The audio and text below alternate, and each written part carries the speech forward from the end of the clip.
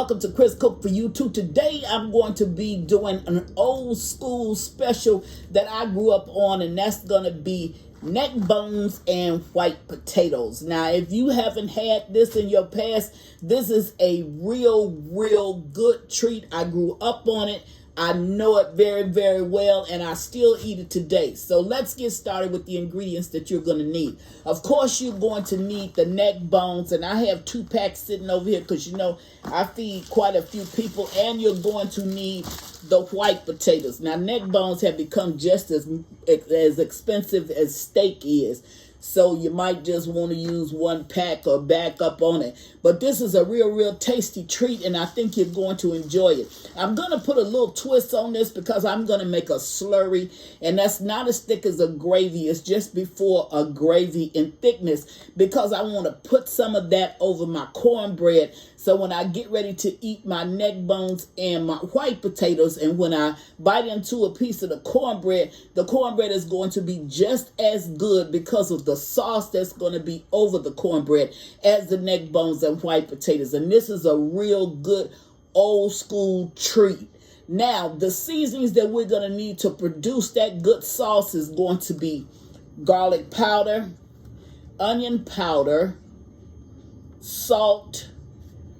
Onion is down front, and jalapeno pepper just so you can get a little bit of heat. Now, that's all I would use if I'm normally going to do this, but because I want it to be kind of saucy, the sauce that's going to be, or the liquids that's going to be in the neck bones and white potatoes, I want it to be a little bit saucy.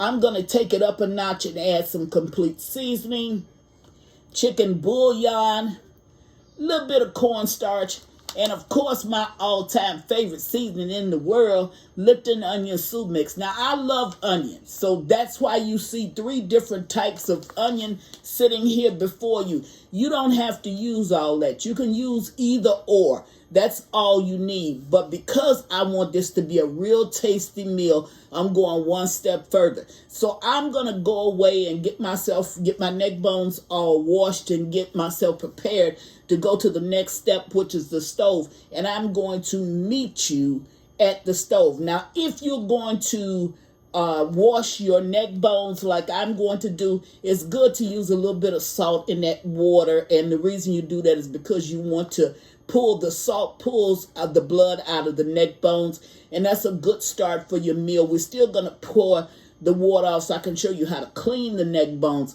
But in the first step, we're going to go ahead and wash this with some salt, get it in the pot, get it boiling, and then we'll move to the next step. I'll be right back.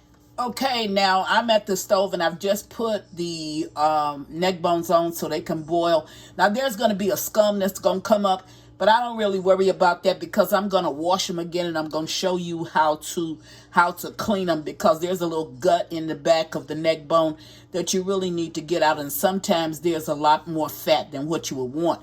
So I'm going to let this boil, and when I come back to change this water, to put in the cooking, you know, the regular cooking, when I get ready to put in the seasonings, that's when that's after I have cleaned this and start the second water. That's going to be the water that's going to be the sauce, you know, along with the neck bones. I'll be right back. Okay, now I'm back at the stove, and this is why I tell you to wash your meat. Even though you washed it with salt, you see this scum? This is what you do not want to eat. You see that? So what I'm going to do is I'm going to allow this to boil just a little bit longer. And then I'm going to take it over, and that's where I'm going to clean off these neck bones. That's just my microwave. I'm going to clean these neck bones off, and I'm going to show you how to actually clean them. That's why you throw out that first water that's on it, even though you wash it with salt. So I'll be right back. Okay, now I'm at the sink, and I'm going to try to show you because somebody didn't leave enough for me to show you what it was that I wanted to clean out. My daughter got a hold of these, and she cleaned a lot of them beforehand, but I'm going to try to still show you. Like this. See this fat here on the back? That, see there? You don't want your family to eat that fat. So you want to take that fat, put in a cup down there, and you want to get off as much as you can. See there? This is fat. This is all totally fat. So you want to pull it off. And then you want to get it washed. See that? That's fat. You want to pull it off. And you can feel the difference, so you'll know how to really clean it off, because it'll feel different than the meat does. So you want to make sure that you get that off. Now, normally, I want you to look at this. Normally in the back right here, there is always like a little gut. See there? It's normally full, but my daughter went through these and she cleaned it all out. So I didn't get a chance to show you that. But I've showed you where to look at.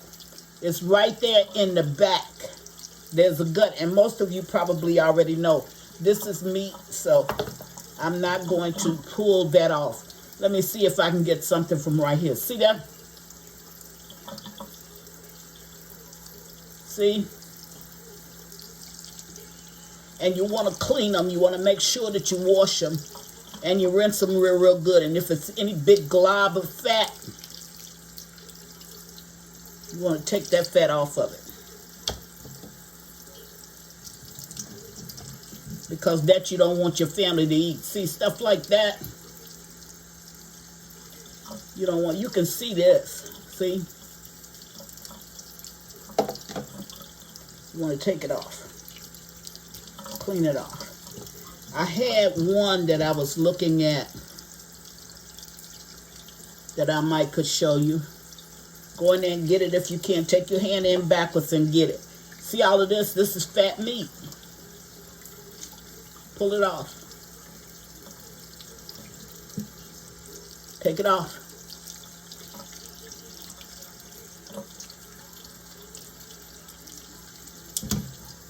Look.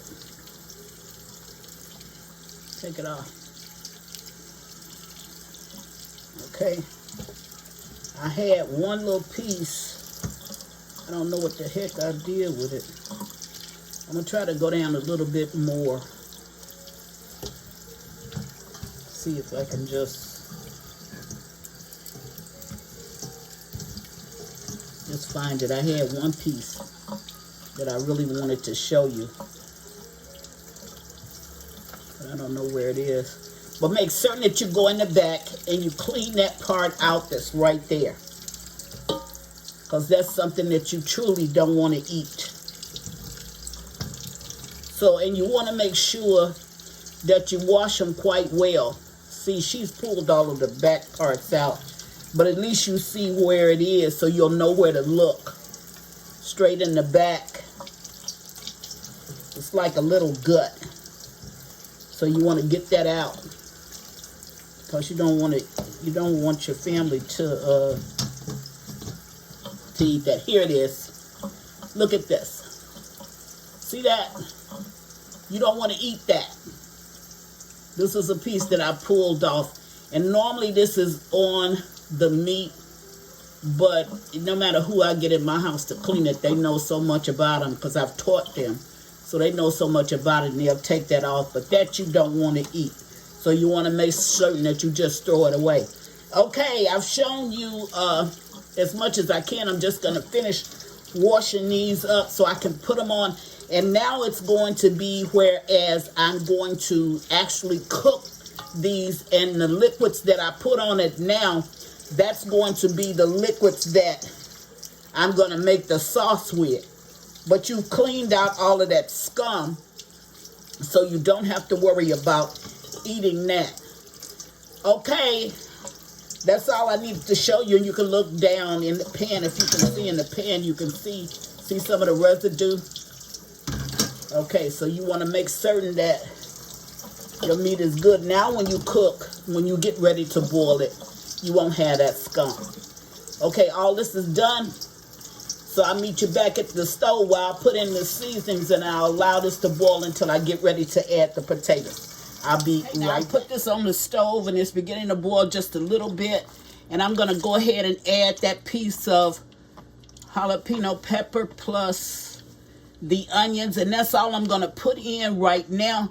I'm going to let it boil just a little bit. I'm going to tilt my top on it, Let it boil for a little bit, maybe about 20 minutes before I decide to add anything else.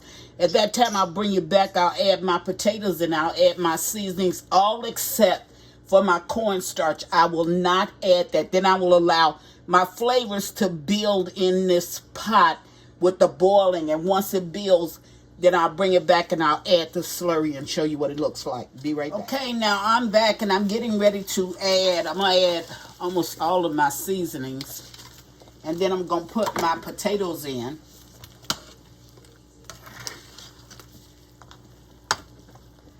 And I'm going to allow these potatoes to cook inside of this pot probably for about 40 minutes.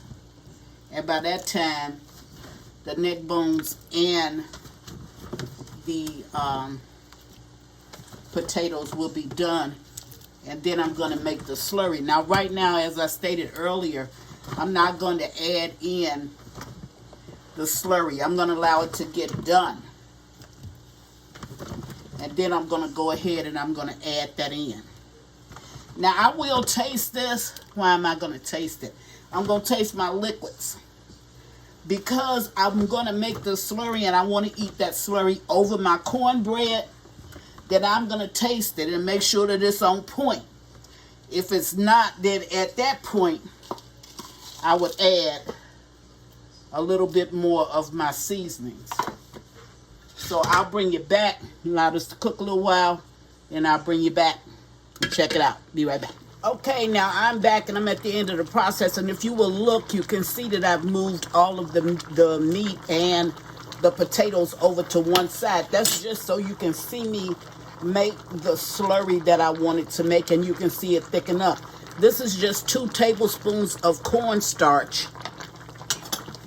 And what I've done is I've added that to some water. So I'm going to stir this, and it takes roughly about a minute. And then you're going to see it start to thicken.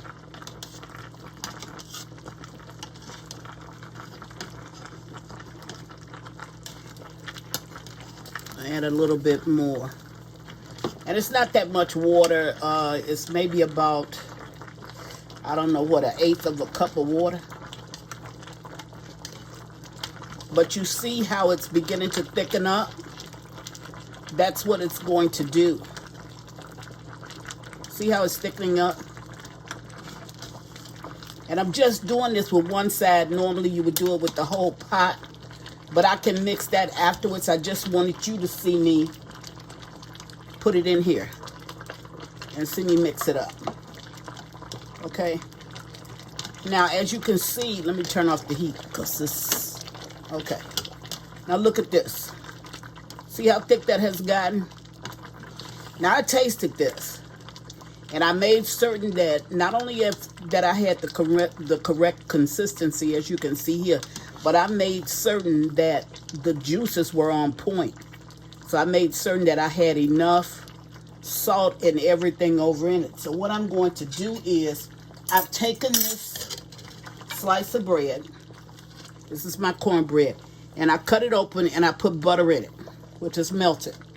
So what I'm going to do is I'm going to go ahead and add to this my food. Okay.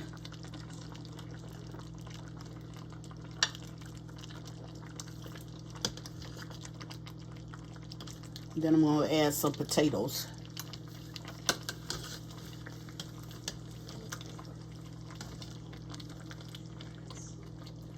And then I'm going to take the liquid that you see me make the sauce with.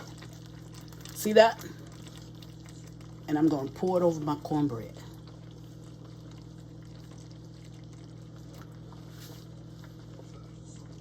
Okay. And this is the way I want to eat it. I'll put a couple more potatoes over on this side so when you look at the plate, you can see exactly what I did. Okay, now I can spread this back out. And this is going to engulf the whole bowl or the whole pot. But I need you to see how it turned?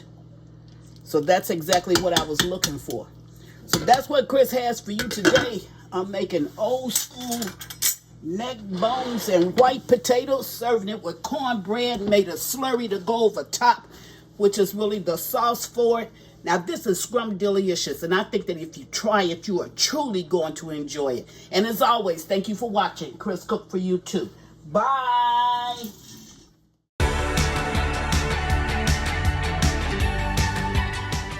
Please follow me on Instagram and Facebook at Chris Cook for you too. And don't forget to share this video. Bye.